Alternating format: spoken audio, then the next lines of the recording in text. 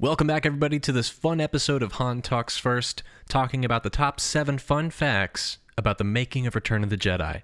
And be honest, how many of you clicked on this video just because of the thumbnail? Don't worry, don't feel bad. Everyone who's watching this needs to go in the comment section and write out, Carrie is the best. That way I know who the true Star Wars fans are. And while you're down there, you might as well like this video. So let's get started. These are the 7 very interesting facts about the behind the scenes of Return of the Jedi. So who talks first? You talk first? I talk first. And so the first one I have here is actually about the director. So, Richard Marquand was actually not the original choice for, directing this final film. The first option that George Lucas wanted, the first pick he had, was actually his friend Steven Spielberg. And we all know Steven Spielberg has been wanting to make a Star Wars movie for forever. He rejected making a prequel movie, and he rejected making Return of the Jedi because he's a member of the Directors Guild of America. And according to their their rules, they're not allowed to work on an independent production because it won't go by their guidelines. So he had to decline it, which is kind of sad. He did, however, shoot some additional scenes in Revenge of the Sith that he was uncredited for. And we talked about that on our Revenge of the Sith episode, so if you want to check that out, go back and listen to that. But anyway, another director that George Lucas considered before Richard was David Lynch. How weird is that? The guy who made Blue Velvet and Mulholland Drive and all those crazy weird movies. It actually went so far as David Lynch had an interview with George Lucas. He was flown down to Skywalker Ranch. They had dinner, and David Lynch tells this hilarious story about how, he had a massive headache the whole time he was there because he didn't really want to make Star Wars. He just went because he wanted to meet George Lucas. And he went to a place that they had lunch at, but the only thing they served were salads, and David Lynch is not a salad eater, and he was upset by that. And then he tells the story about how he went to the studio and he saw concept art for the Ewoks, and he thought that was the most ugly thing he'd ever seen, and he was like, okay, that's it, I'm not going to make this movie. You guys should go check out the interview on YouTube with David Lynch talking about his proposal to direct Return of the Jedi. Another pick that George Lucas had was David Cronenberg. He's also a very weird director. Both David Lynch and David Cronenberg have made really dark films. So it's weird that Lucas wanted a brighter, happier, kid-friendly movie for the finale, but he approached all these really dark filmmakers to come in and make it happen. It's kind of a weird thing. But eventually he did choose Richard Marquand because, one, everyone else he asked had declined the offer, but also he was chosen because of this World War II spy thriller that he made called Eye of the Needle. I myself haven't seen it, but this is the movie that, made it possible for Richard Marquand to come in and direct it. Another fun fact is that Return of the Jedi was the biggest influence on the prequel movies. In an early story meeting between Lucas and Lawrence Kasdan and the producer Howard, they essentially mapped out the prequel trilogy.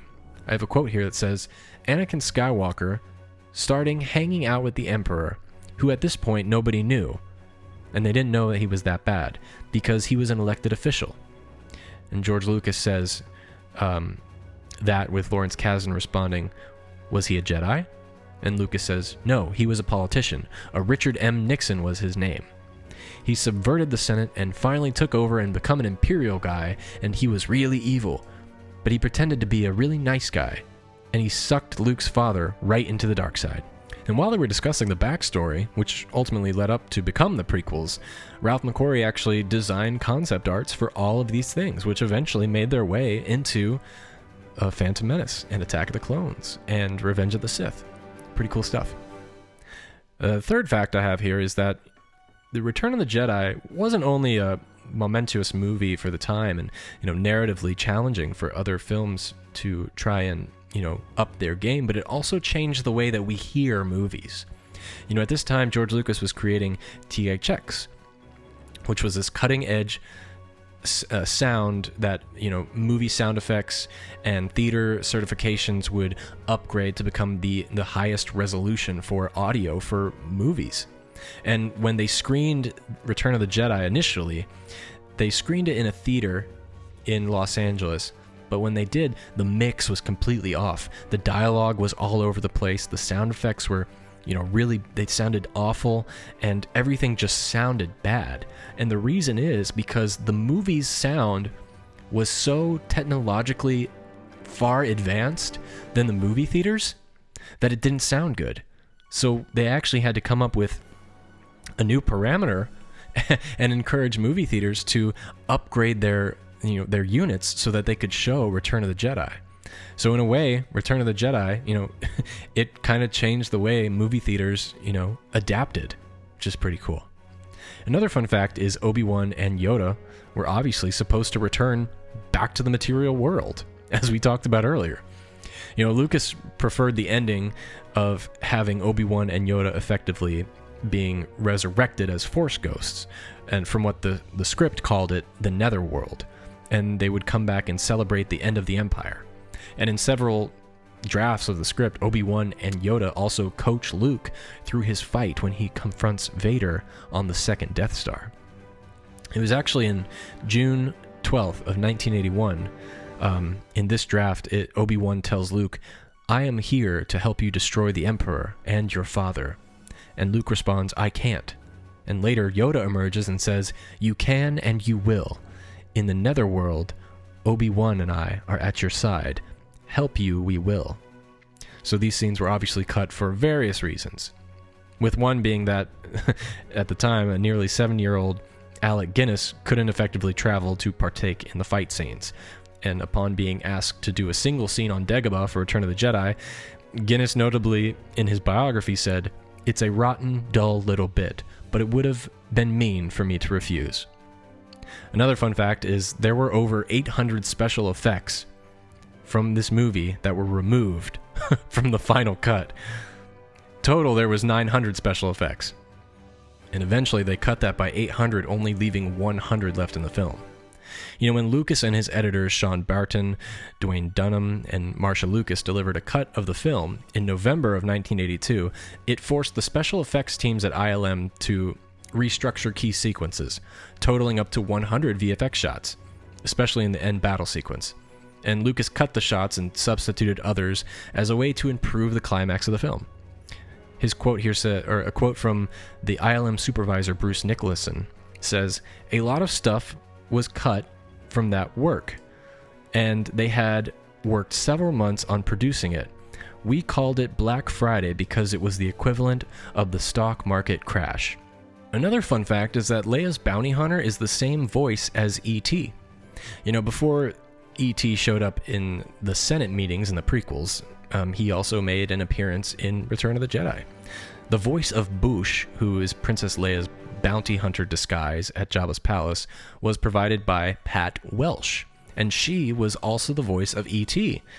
in the movie E.T. So she got to play a part in here too, so it's just the same voice actor. I think that's kind of cute. The last fact I have for you here is, the obvious one, that the Ewok are actually never referred to as Ewoks in the movie.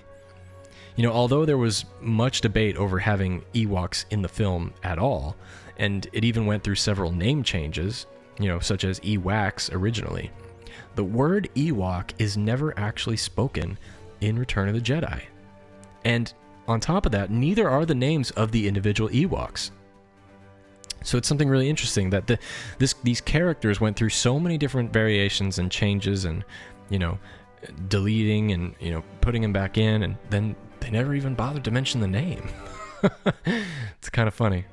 And of course, Ewok is a way better word than Ewak as it originally was. Okay, that's it for today, everybody. I hope you enjoyed your facts of the week. And if you want some more top fact videos, then check out some of the videos linked below. I have Ahsoka, top 10 facts. I got the top 10 facts about Boba Fett, both of which are very, very interesting.